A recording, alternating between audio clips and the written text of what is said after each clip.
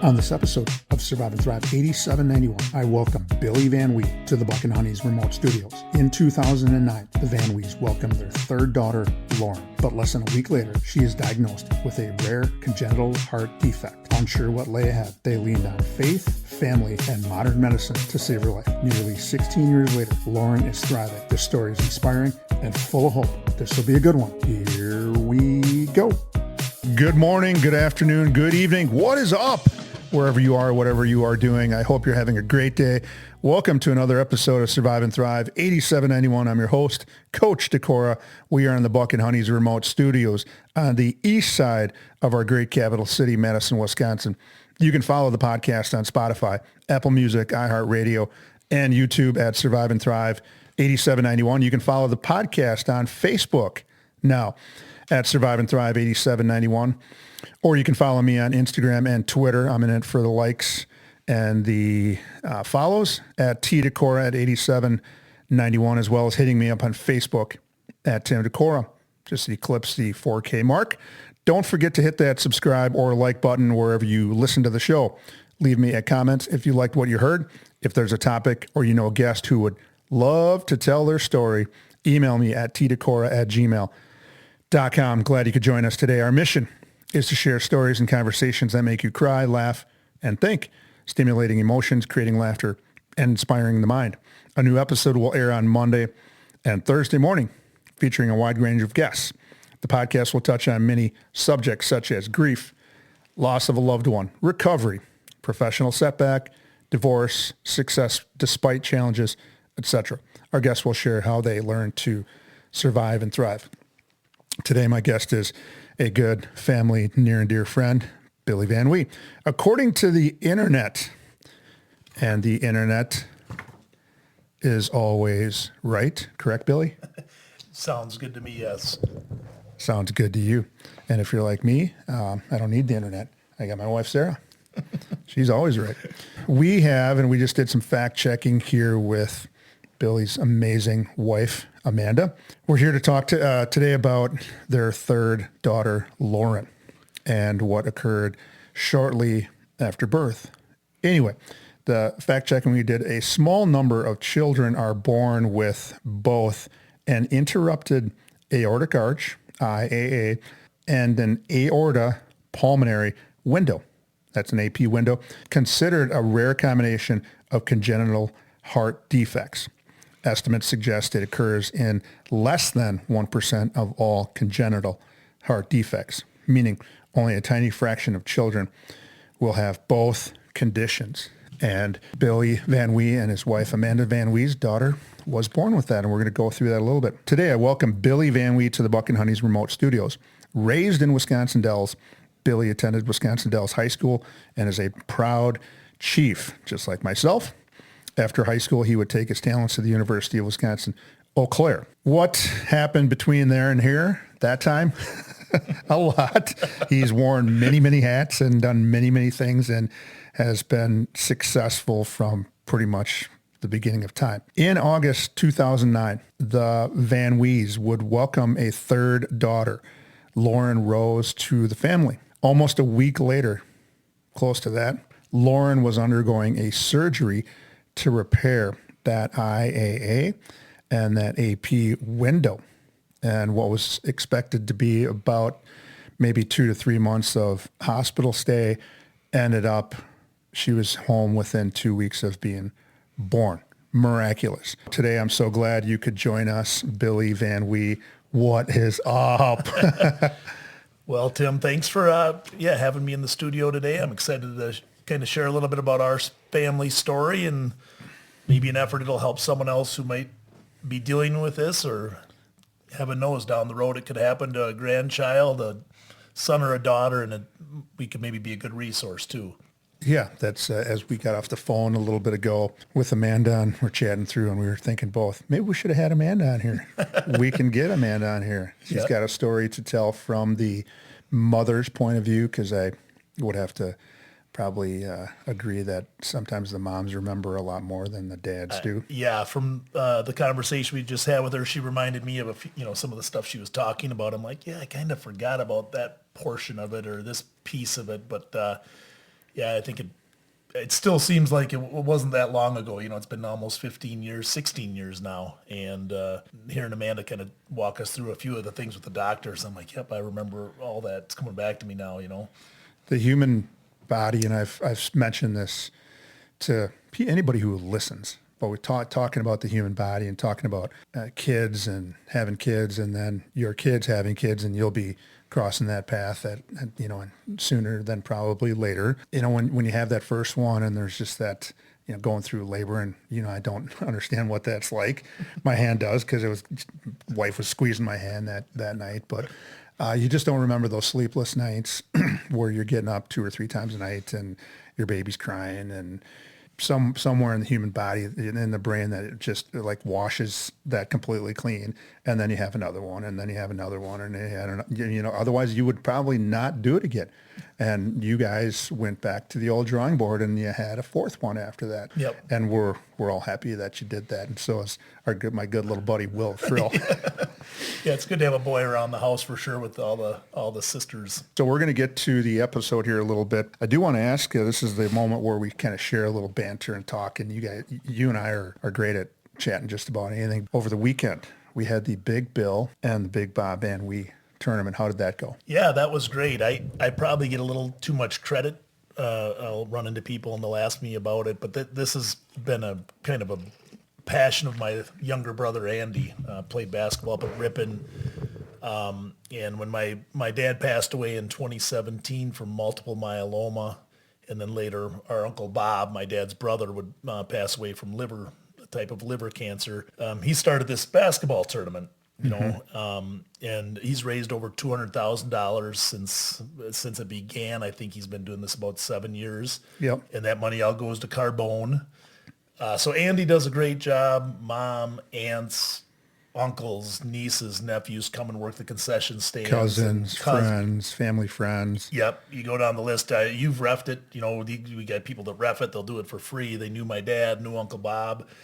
And then you get in there and you get other people telling stories of their loved ones and their battle with cancer, and from the Fox Valley to Lake Mills to DeForest to just the teams that keep coming back, the West De Pures, the Ashwaubenon. You go right down the list. It's a competitive tournament, but it's more about the camaraderie that basketball brings, and that's kind of something our dads and uncles and the guys we grew up around in Wisconsin, Dells, Tim, always supported us, and basketball was a big part of what we did growing up. So yeah, it was awesome. Kids had a good time. It was a good weekend.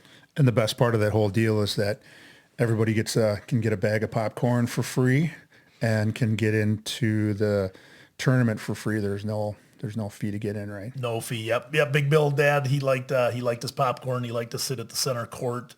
So Andy's kind of made that a thing that, hey, popcorn's free. Entrance fee is free. Entrance fee free. Because he never had to pay for a seat. He's usually pushing a broom around, pretending to be a janitor. Sneaking in a side door. Sneaking in a side door, paying some kids to get in the gym. Yeah, he pulled it all. Tell us a little bit about Big Bill.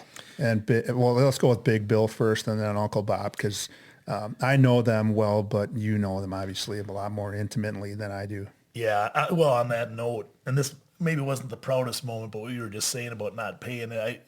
We go back to a sectional final my junior year, and we get in there in Dad's center court with about 8-10 people, and I'm thinking he must have got there early, and oh no, I found out later he had called ahead to the superintendent and let him know that Tommy Thompson was coming with the 8 to 10 people. Could they rope off the center court area?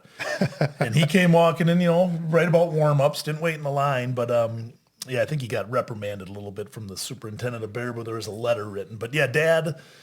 And for the listeners that don't know or don't remember who aren't old enough, Tommy Thompson was the governor of the state of Wisconsin back then. Yeah, classic. But yeah, Dad sold insurance, had a little bit of free time, and loved to support his kids and the guys in the community.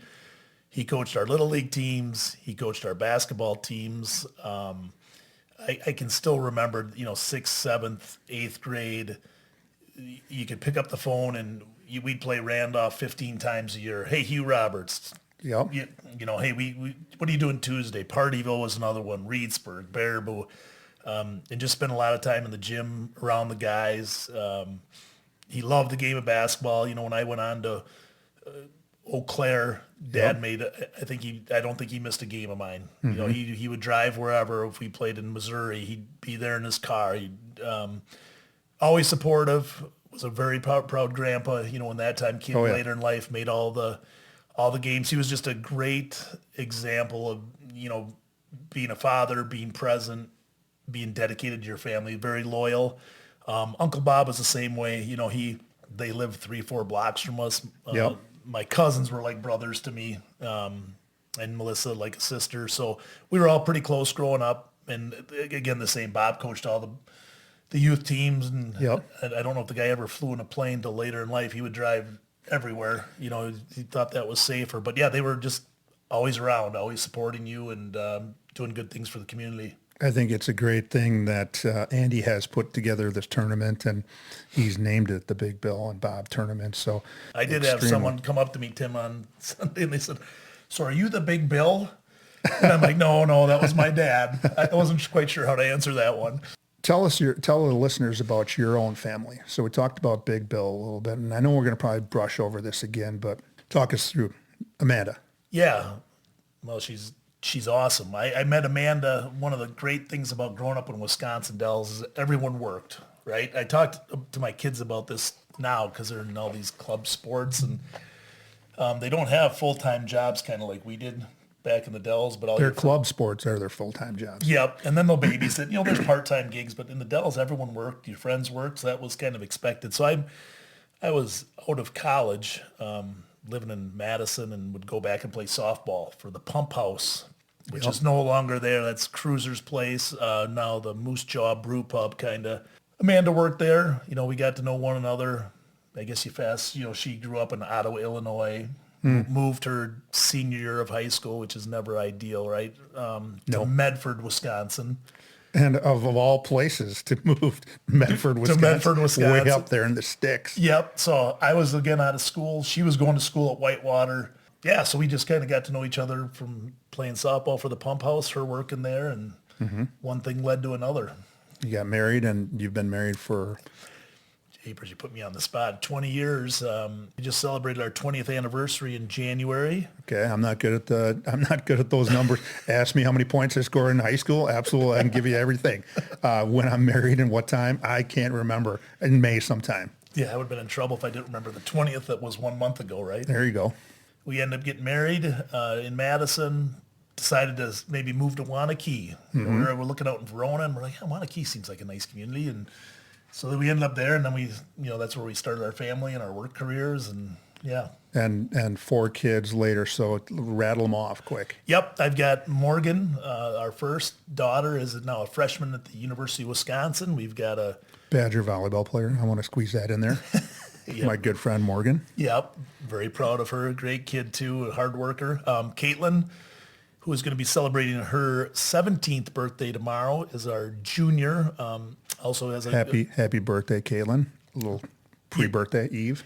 Yep, another kid that loves volleyball. And then our Lauren, who we'll be talking a little bit more about and already have started talking about, is our sophomore, 15-year-old, just getting ready to get her driver's license. And then Will, pulling up the rear, is our 8th grader. Yep, Will, the thrill. I mentioned him a little earlier. Your kids are all awesome, but we're here to talk about your third daughter, Lauren. Not necessarily the here and the present, because she's a great kid. I've gotten to know her over the years, like all your kids. But Lauren, who at almost a week old underwent her last rites given by Father James Gunn. Yep. You had mentioned that, and I didn't realize the severity because, again, 16 years ago, I'm wrapped up with my own kids, and how you get, and you dropped that on me the other day, or a couple weeks ago, and I'm like, wow, really? And then heart surgery would follow to essentially save her life, and what was supposed to be maybe a 2 to 3 month, get some bags packed, and you're going to be here for 2 to 3 months, ended up being like two weeks, and that tough, hard-nosed, willed third daughter of yours, you guys were up and out of there in like 2 weeks, which is kind of incredible. So Yeah. that sounds right, correct? Correct. Yep. Okay. Well, before we get to that, I need to talk about our sponsors. So our sponsor, Buck and Honey's Restaurants, are a place that people can escape to. For me, it's a great escape from cooking dinner. Do you cook dinner? Try not to. I try not to. Okay. With their great food and drink menu, 5-star customer service, and a welcoming and vibrant atmosphere. People keep coming back with locations in Sun Prairie, Monona, Wanakee, and Mount Horeb. Most communities in the Dane County area can get to Buck and Honey's within 10 to 15 minutes. Drum roll. Have you been to Buck and Honey's? We are frequent visitors. I don't do any work in the kitchen, so there's probably a night a week where Amanda's like, we're going out somewhere, and it's right down the road. The food's great, service is great. It's got a nice ambiance to it. So yeah, we're big supporters. And we know a guy. We know a guy. We know a guy there, Tommy Anderson. What's your favorite? What's your go-to meal? I like the Bomber's Pizza. I'm a big fan of that. Oh boy. Yeah, and the appetizer, the broccoli sprouts, is it called, or the broccoli cauliflower? Yeah, that's probably our family go-to, those items. All right, I was going to say most of the people that I've had in here say not the same thing you do. They talk about all the other different things: firecracker shrimp, the shrimp pizza. There was some kind of veggie delight, veggie centricity. Centricity, yep. Yep. And I always drop on the guess that I've had the Bomber Special since about the mid '80s at the old Triangle A-frame. Scallops and berry salad. I think that was one that maybe ended up leaving the menu. That was another solid one. And I just ran into somebody over the weekend that said, I hope they bring back the nachos. And Todd sent Tommy a message, and I said, hey, can you bring back the nachos? And he said, they're back in Sun Prairie. Yeah, you just got to drive a little. There you go. You just got to drive a little. All right, on the podcast, our guests follow the format for sharing their story like this. In segment 1, we talk about what was it like, and then we've already given you a little bit, the listeners here, a little bit of what happened. And then in segment 2, we continue to talk about what happened, and then we also get into what it's like now. And we've already sprinkled in that Lauren is going to be 16 soon and has turned into just a great kid like all the rest of your kids. And then we discuss your 5 suggestions for thriving. And that's really the big message that I have with the podcast is you're going to give somebody some hope that maybe, unfortunately, will have something, the same combination, but they'll be able to, hopefully the doctors can say, oh, you got to go to this podcast. Or Billy Van Wie talks about the same exact thing, and his daughter is 16. I know that's hard to believe right now, when your daughter's going through this, or your son is going through this right now, and they've got to have surgery in a couple of days. But I'm here to tell you that there's a family that we know that would definitely help you out. You come from a big family, not only with your immediate family, but you have a bunch of aunts and uncles and cousins, etc. So what was life like growing up in that big family? I know we kind of touched on it a little bit. Yeah, growing up in the Dells, a small town. I have a soft spot for small towns. Anytime I think of Yes, sir. a lot of good things come out of it. But yeah, so growing up, it was like anyone else. We lived in a neighborhood. We played outside a lot. We were on our bikes. There was a main kind of football field in the center of the neighborhood. It was kind of the congregating spot all spring and summer and fall. And then we were always around our grandparents. I remember that growing up. My mom's side, mom and dad were working, so we'd go out to their farm a ton. Remember biking up to the other side, our grandma and grandpa, and he'd always have contests, hey, who can rake the yard the quickest and put us to work, but I just always, I always remember family being around. Dad wasn't, and mom, they didn't travel a ton. Dad wasn't a big golfer. His kind of the world centered around his kids. So we did a lot of stuff as a family. Sports was a big part of it. Always close to our cousins, being in a small town, you all live close together. So you just, by nature, you're around each other a lot. So yeah, and I've been close with your siblings, following their athletic events, or whether it's the choir or, going to church together, whatever it might be, just always together. At a time when we didn't have cell phones and Xboxes and some of that stuff that I think is a big distraction nowadays. So yeah, a lot of time. We were never bored. We were never bored, and we were outside a lot. So we talked about the 20 year anniversary of you and Amanda. Did Amanda come from a big family? Yeah, Amanda's got, well, we both have 3 siblings, so 4 kids in the family. And again, yeah, they're a very hardworking family.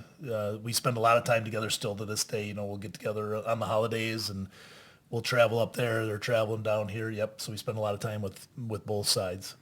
So parenthood then, did you guys both decide on, yeah, we're going to have 4 kids, or they just kind of came about? Or, I mean, you obviously both of you came from big families, so you maybe wanted to have a big family yourself. Yeah, I think 4 was probably a number in both of our heads. We probably discussed it too at some point, I'm sure. Yeah, Amanda's, there's just some people that are meant to be mothers, and she went through everyone, and she probably would end up having more if she would have married a little younger guy. But at some point, I told her we got to start moving on to the next phase. So I think 4 was kind of our number in our heads. Yeah.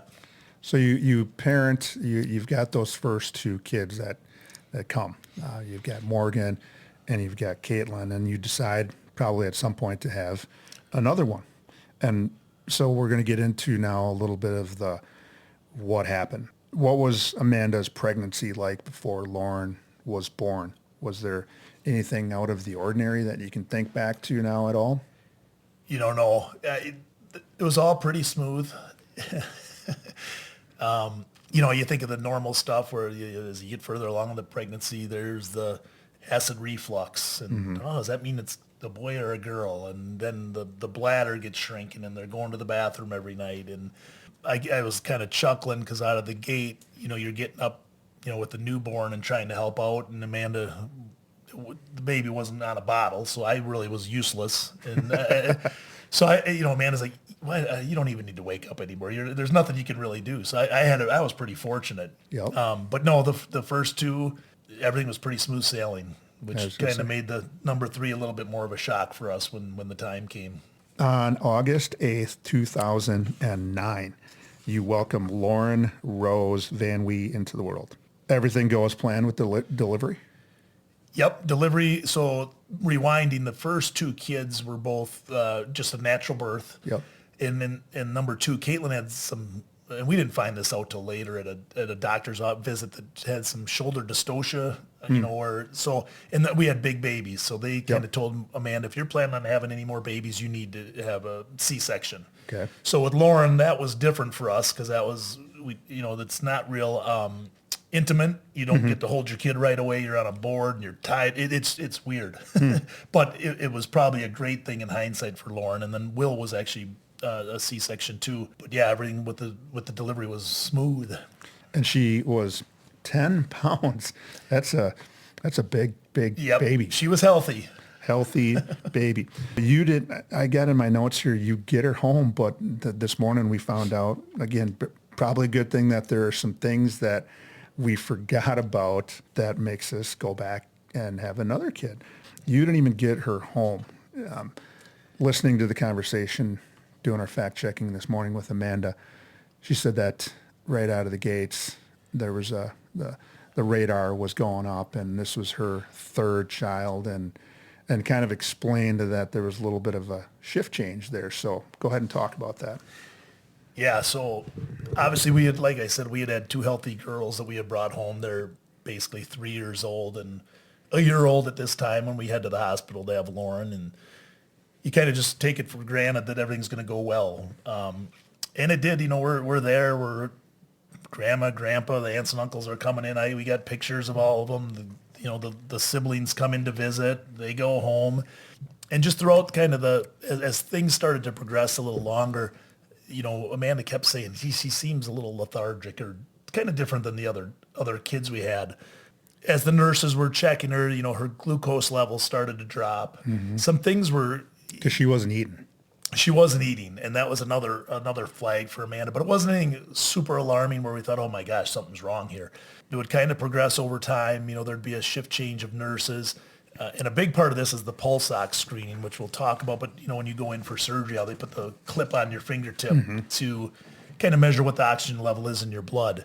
And, if I'm fast forwarding, then we get to the point where, okay, we're going to get Lauren up to the NICU, and we're going to get her fed, get her glucose levels back up. Well, they get her in there, and, she was basically throwing up a lot of the food, wasn't keeping it taking down. not taking it. But, they get enough where they're kind of confident. It goes to the point where, hey, her glucose levels are back up. We think, she's ready to go home. Let's start to get you ready. Mm-hmm.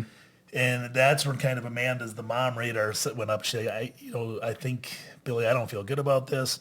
A new nurse came on while we're in the NICU, and she started asking a lot of questions, and she was older. And she said, what baby is this of yours? And Amanda's like, well, this is our third child. And she's like, all right, we're going to go with a mother's intuition, and we're going to do some more tests. Well, the biggest test that they did, and is on the pulse ox.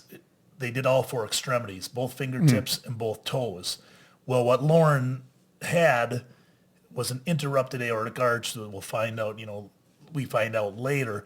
But basically, she's not getting blood down to her legs and toes.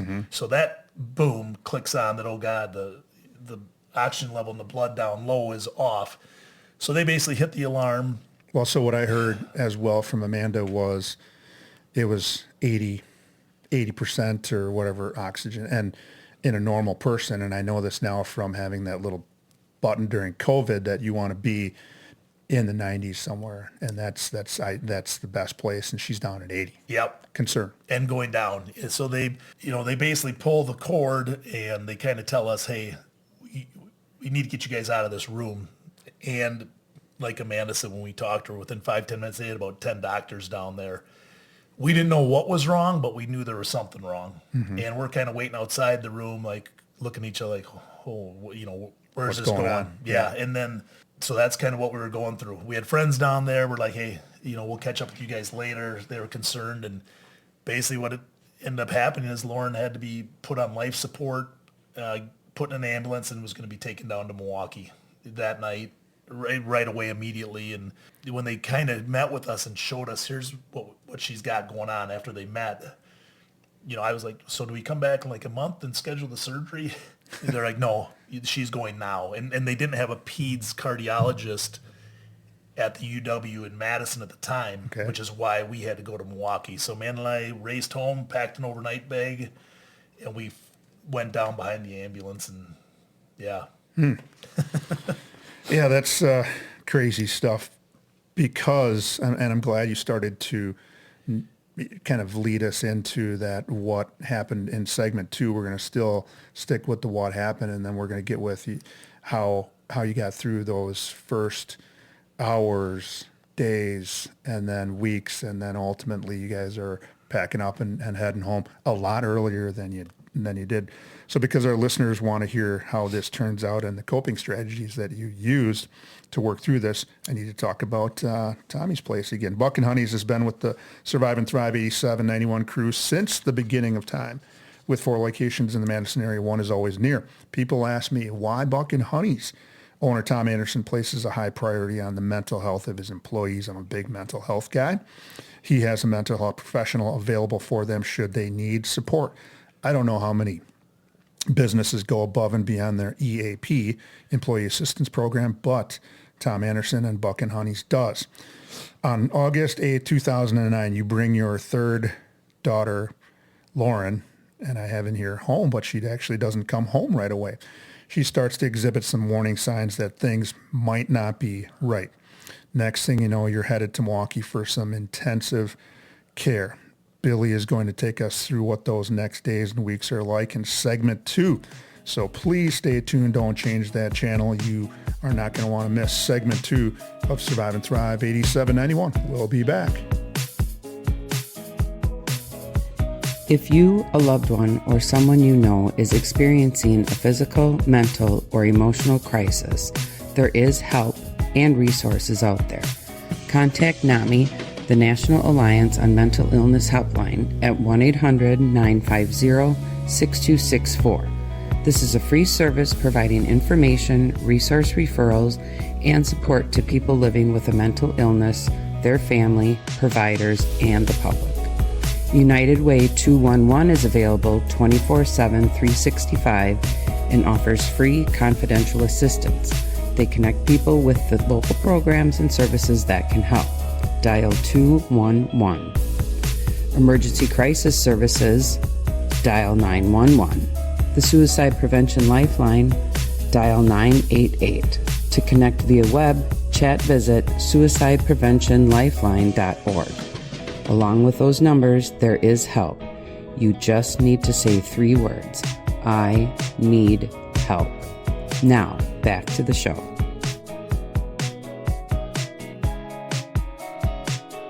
We are back.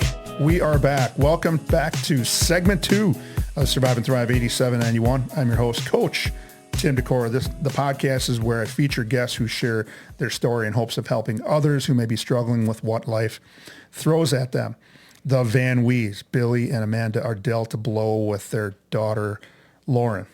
She is diagnosed with a very small number of children are born with both an interrupted aortic arch, IAA, and an aortopulmonary window. Try to say that 5 times. Right. AP window, we're going to shorten that up to. Considered a rare combination within the category of congenital heart defects. Only 1% of kids are diagnosed with this, so this is kind of rare. And I had another note of 2 out of about 100,000 births that this happens to, and unfortunately, you too had been dealt those cards and left untreated and possibly sent home. We're having a different discussion today, and I'm glad we're not. So Billy's in the Buck and Honey's remote studios today because it's in his DNA to be of service to others. He's going to share his family story of how daughter Lauren, his third daughter, survived and is thriving after getting a grim outlook a little less than a week after she was born. And she is now thriving as a high school student athlete. And I'm very happy to say that I've spent some time with her at the lunch table and the hallways, and she's just an awesome kid. So, okay, you get Lauren to Milwaukee, and we talked about some of those things. Share with the listeners when you got to Milwaukee, kind of what happened right away. Yeah, so we got it. I feel like it was middle of the night, like midnight, and they put us right in the hotel. They have rooms for these situations, so you don't get to stay there for a month, but they put us in for a night or two, and we got our 2 backpacks, and I just remember laying down. We didn't get to see Lauren.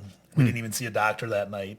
So man and I are looking at each other, and we're like, just kind of shocked. And we got the kids at home, and Grandma and Grandpa went to stay with them, so we knew they were in a good space.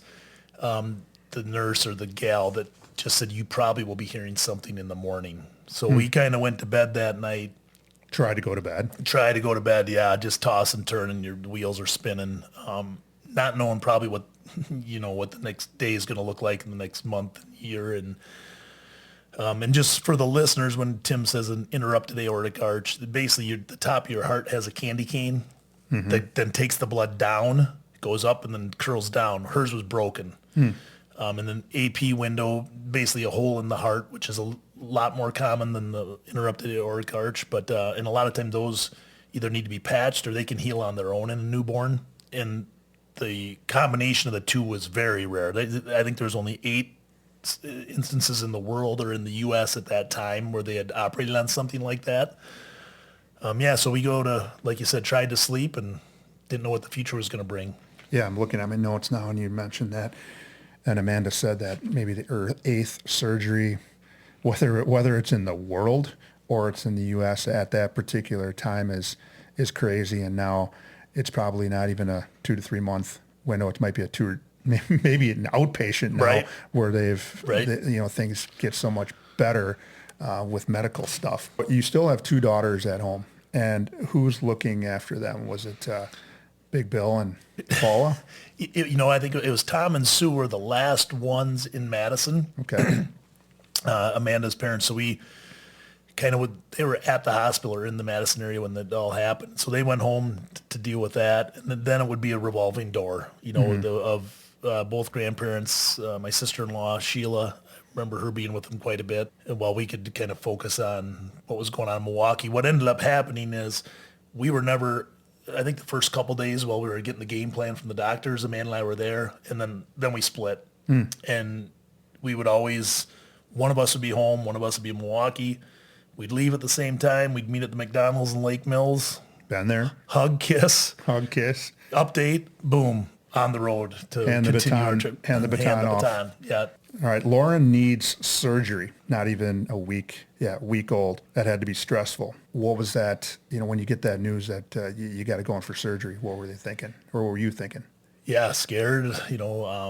We talking to them, they couldn't give you a prognosis like, oh, we feel great about this, or I just don't remember any stats. I do remember them saying when she comes out of surgery, if her heart cavity is still open, like her chest is still open, that means there's swelling. It's just going to be a longer recovery. If she comes out and it's closed, which probably it won't, it is highly unlikely, that's usually a good sign. Mm-hmm. I just remember that as part of it. But yeah, when we heard surgery, Party is like, all right, we're ready. Let's get this done. And the Dr. Tweddle, researching him, he's amazing. Mm-hmm. Like if you go Google him right now, he's no longer alive. He left there, went to the Cleveland Clinic, and then he ended up passing away of cancer. But he was amazing, world renowned. So we knew we had the right person at the controls. Mm-hmm. And we're just hoping he was going to have a real good day. Yeah.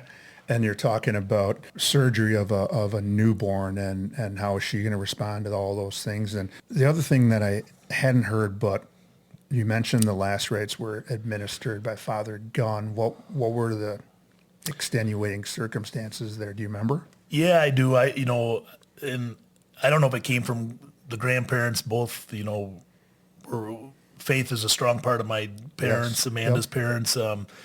Growing up, I served and sang in the choir and did all that good stuff. So it was a big part of our upbringing, and it may have even been recommended by the grandmas, that, hey, you guys should think about this, because I don't think it was high on our list. And we're like, wow, yeah, didn't quite cross our mind. But so we called St. John's in Wanakee, and Monsignor Gunn, I'm not lying, he was there, and it might have been an hour and a half. As quick as he could have been there, he was there, and he gave Lauren her last rites because we didn't know where this was going to lead. And, sure. That's that part of the story is kind of incredible. But when you are trying to get all hands on deck, you got the best surgeon, best doctor, maybe in the world. You've got all of your family and people back in the Dells and Medford and Madison praying for you and trying to get you through this. And then maybe the big closer is bringing in Father Gunn, a man of faith, yep. Who's got God right behind him or next to him, and he comes in, and so you're bringing in all the guns, and sometimes maybe that's what you got to do, and it definitely got you guys through. So she comes out of surgery. What were the next hours and days like? Yeah, so the surgery day, I remember this vividly because we got a motel room a block away. Our girls came down, the day before. All the family you could think of was there. They were in the motel. It was fun. You got our minds off some things. We hung out, and then the day of, everyone's in the waiting room. And I remember it vividly that she came out of the surgery. I remember the waiting, but she came out and they told us good news. The surgery went well. Mm-hmm. We closed her chest, which was a good thing. The size of the thing I remember, Dr. Tweddle, he had big hands. He was kind of a big guy. And the size of Lauren's heart, they said it's like a strawberry. So that my dad always called her strawberry. But so what he was doing amazed me. So he came out with his mask on, to kind of tell us, and he put his hand out. I gave him a big bear hug, and I don't think he kind of expected that. I don't know if he even liked it. But that's what I remember. Yep. And then it's like, okay, everything went good. There's still some things that have got to happen here. But yeah, we were very fortunate. And there was probably a little bit of quietness, and then maybe a little bit of a I think we had over half the waiting room was for Lauren, and I don't remember the surgery if it was 4 hours, 8 hours. It was a long day, mm-hmm. But it was one day, and there wasn't a lot of conversation. A lot of thinking and praying and looking around and wondering. And so when she came out and we got that news, it was awesome. Man, how did you and Amanda maintain that kind of hope and positive outlook during that time? I know you kind of talked about it a little bit. You said you had some distractions there. That's coping strategy. That's a great word because there were a lot of them. We had, I was just thinking about this morning. I think the site we used was Caring Bridge, but there was something where you could kind of send an update because, you have a lot of friends. Well, they're not going to call you when you're going through this and say, hey, what's going on? What's the update today?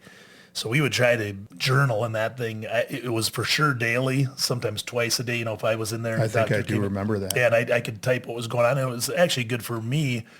3 days later, I could go back through it and remember what the doctor had told us because sometimes you forget little bits and pieces. Probably the best gift we had was a 3-year-old and a 1-year-old at home. Mm-hmm. So when I got home, you're still thinking about Lauren and the situation we're in, but I was immersed in keeping those guys busy and a lot of snuggling and cuddling. And so I think that was huge. And then we just always had family or friends around, checking in on us, bringing us food. Yeah. Amanda and I talking a lot of time on the phone while we're separated because Amanda, she's home. I'm down in Milwaukee. It's her daughter that she just gave birth to that she's not with. And so she, how's she doing? Give me the update. What did the doctor say? So a lot of distractions. And you probably had to write all that stuff down because if you're like me, I don't remember anything unless I write it down. Yes. This is where the subscribers, followers, and listeners are going to take out the notebooks, pens or pencils, and jot these things down. Here are Billy Van Wie's suggestions, and they might be a little bit different than Amanda's, but these are Billy's. Father, it's sometimes rare. Well, I shouldn't say rare, but when I get to have a man come in here and talk about his feelings and how things occurred, we need more men doing that. I mean, that's kind of probably why I went with you first, but I'm definitely going to get Amanda on here at some point. Yep. But these are Billy Van Wie's suggestions that allowed him to survive and thrive through a tough time in life, in the life of his newborn daughter. And I'm going to toss these in softball style. So on her hand, and I'm going to say, go ahead and hit that, and you're going to talk about it just for a little bit. So here's what you shared, and there are 5 things. The first one you've already kind of talked on a little bit, but if there's something else that you want to squeeze in there, do so. Number 1, lean on each other. You and Amanda did that. You leaned on family and you leaned on friends during that time. Talk about that a little bit. I think there's 2 sides, ways people can learn from this. But yeah, for us, just knowing everything was taken care of, grandma, grandpa, aunts, uncles, they're going to handle all this stuff so we could put our energy into Lauren, her recovery, our 2 daughters. I often think of, how many times when there's a funeral or a wake, are you like, oh, gosh, it's up in Leavestrom. I haven't seen this guy for years, but I know his son. And I just think if you can make it to a wake, the support, because I've seen my dad, been to my dad's wake, and when you see people come walking through that doors, it lifts you. It means the world to you. When someone goes through a tragedy, find a way to help out. Whether again it's just cooking them a meal, pinging them a note that we're here if you need anything, because it meant the world to us when you knew the support. That Caring Bridge site, it keeps coming up in my mind because then you could comment. Yeah, and you could read that night when you're going to bed and you're not sleeping very much. The people cracking jokes or, whatever, just to keep your spirits up. And so I think if you're going through something, leaning on those friends and family, but I think if you're a friend on the outside looking in, try to get involved and help. Because it means more than you'll ever know to the people that are going through it. Yeah, that's a great message. Number 2, parenthood. You still had those 2 little girls, and I'm thinking, you come into the door and they're going to be running from grandma or grandpa, aunt or uncle, whoever there, and they're going to run into your arms and, grab onto you and hang on to you. And you talked about the cuddling. So talk about the parenthooding that was going on then. Hit that. Yeah, you brought back some good memories. Yeah, they don't come running to the door now when mom and dad come home anymore. I kind of do miss those days. I think they go running away, don't they? Unless they need some gas money. But yeah, and we were fortunate. If this would have been our first child, I often wonder, how that would have changed things. For us, it didn't. But yeah, we still had to engage and be there for our other 2 daughters. So you just didn't you couldn't sit and sulk and feel bad. You just had to kind of keep going. So again, that was probably the greatest gift, that we had the other 2 kids to help us through it. And they probably helped you more than you were helping them. Yeah, 100%. And you probably you didn't think about it then, and they were doing it. Yeah, that's amazing. Number 3, faith. Hit that. Leaned on that quite a bit. I joked with Amanda, now I got to follow through on all these promises I made the man upstairs. If you get me out of this one, I will never. I will do this, and this. And so that was yeah, when you find quiet time and you're asking for help, and whether it's family that has passed and the man upstairs, again going back to humor, which is always a great coping mechanism too. Besides the faith portion, there's a nurse in there. And when I finally got to feed Lauren, she came and I was watching a preseason game, and I think it was Packers Bears, and she goes, "You're not going to like this, but she saw me and watching, and she goes, "I'm cheering for the Bears." I said, "Tell you what, you get Lauren out of here, I'll be a Bears fan for a day." So when we went to pick up Lauren, I think it was a Thomas Jones, whoever number 20 is for the Bears back in 2009. I had the jersey on. It was way too tight. I borrowed it from a neighbor. So the hospital staff got a kick out of that. But yep, the faith was a big part of it. Yeah, and you keep calling in Father Gunn to help things out. He's such a good man. I know they had the priest exchange, and he had to leave Wanakee. And I reached out to him when I had a question about some stuff that I was going through in my faith. I sent him a note, and he, kind of like you said, he was down in Wauwatosa right away. He was back to me with a quick response and answers to my question. Yep, great man. Number 4, the amazing hospital staff at Children's Wisconsin Hospital in Milwaukee, probably more Wauwatosa, but Milwaukee. Yep. So hit that. Yep. So again, I remember walking. We were fortunate, like you said, Tim. We thought we were going to be there a lot longer. Things just kept progressing.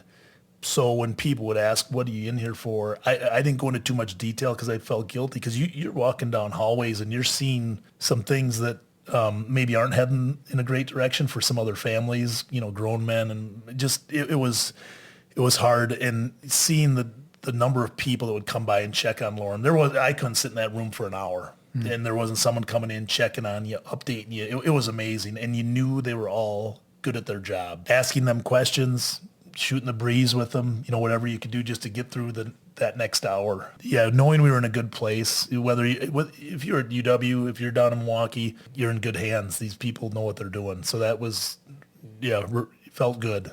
Well, I would say that if they are working at that hospital, they're not good at their job.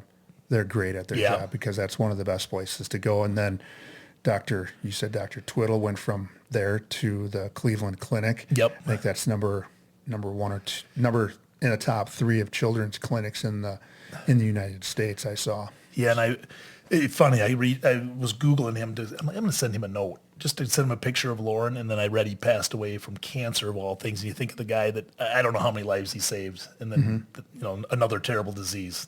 But yeah, great guy. And then number 5, focusing on it's hard to say the word sick, because she wasn't really sick, but she had a defect that she had to work through. So you were focusing on her. What was that focus like? I mean, were you sitting by the little incubator that she may have been in, or the little bassinet that she was hooked up to? Yeah, it's quite a picture of all the stuff they had running through here. And, she had the feeding tube for a while, and she had some stuff going on with her lungs where they would come in and she'd have the feeding tube in. They'd tap her chest. They're trying to get this gunk out of her lungs, and she'd try and cry, but the feeding tube's in. It was miserable. At times you'd have to leave the room, but we made a point, like Manley, that we were always going to be there, and that's kind of why we did what we did, swapping and to be present. But yeah, you'd sit in that chair and sit and look at her for hours on end. I can still remember the day she's like, you get to feed her today, and she's got to drink so much of this bottle today to get us to the next day. And so, and she'd do it. So yeah, just being there, looking at her, thinking about her sisters at home, dreaming about what she's going to be when she grows up, and praying and hoping, and yeah, just kind of putting all your energy into her when we were in that hospital room. And some of those dreams have come true, and are going to come true even more in the future. Yep. What an episode. I'm so glad you could join the Survive and Thrive 8791 crew today. Your journey through some very stressful times and how things turned out is a miracle, I think. Many parents in your position might choose a different path, unhealthy coping strategies, or do nothing at all. But you and Amanda, you didn't.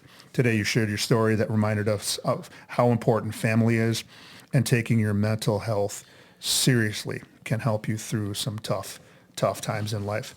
Billy Van Wie just shared his heartwarming story. He and his wife Amanda went through a very gut-wrenching time in their lives. No parents should have to go through this, but they did, and they survived, and they're willing to share their story and help others. He also shared his 5 suggestions that helped him and his wife get through a mentally challenging, tough time in their lives. And those 5 things were: lean on each other, family and friends. Number 2, parenthood. You still had 2 little girls at home, so you really leaned to them and they helped you. Number 3 was faith. Number 4, the amazing hospital staff at the Children's Hospital. You really leaned on them. And then number 5, being able to commit 100% to the focusing on Lauren and what she had to get through. So final thoughts as we close another great episode of Survive and Thrive 8791. Are there any final thoughts, Billy? Yeah, Tim, thanks for having me. This brought back a lot of great memories, and, it was long ago, but it seems like it wasn't so long ago. And we have had, once you've been through this, you start to maybe be a little more in tune with things you're reading in the paper. You hear stories of people that are with undetected heart defects, and then friends will start reaching out to you because someone said, well, the Van Wies went through this. So we've talked to other families that many of your listeners would know, Tim, and they've asked us questions, and because they're scared. And so that's been great. So the other thing my wife and I and our whole entire family dove into is we got really involved with the American Heart Association. Yes, you have. Raising money. We go to the Heart Ball, or we try to go every year as a family. Lauren was the Heart Ball princess. She's been recognized a couple times. Her story led to some new, laws of the pulse ox screenings now mandatory in the state of Wisconsin. It wasn't back when Lauren was born. They do, when you're at the hospital and listen to the doctors and they tell you what the money that the American Heart Association raises does, we benefited from that. Lauren's surgeries and the procedures, and if you're going to have grandkids, or you one day are going to maybe check out, it's probably going to be something with your heart or something with cancer. So every day they're getting more and more advanced. So when that day does come for a loved one of yours to go in for a heart surgery, they're going to have a better odds. So I would just say, if you're looking for something to support a great cause, I know there's a lot of them. The American Heart Association is a great one. They do heart walks, which are fun. You can do some fundraising with your family. They have the Heart Ball, which is more of a gala. Oh yeah. And fundraiser. So that was another thing that we dove into post, Lauren's surgery and everything. That if your listeners are looking for a way to do their part, that might be a good one to look at. On our next episode of Survive and Thrive 8791, we will have another amazing guest in the Buck and Honey's remote studios who will share how they learn to survive and thrive. If you have a story to share, or you know someone who does, please reach out to me at tdecora@gmail.com. Until next time, hang in there with whatever you happen to be going through, and with hard work, dedication, and determination, you can survive and thrive. Until next time, take care.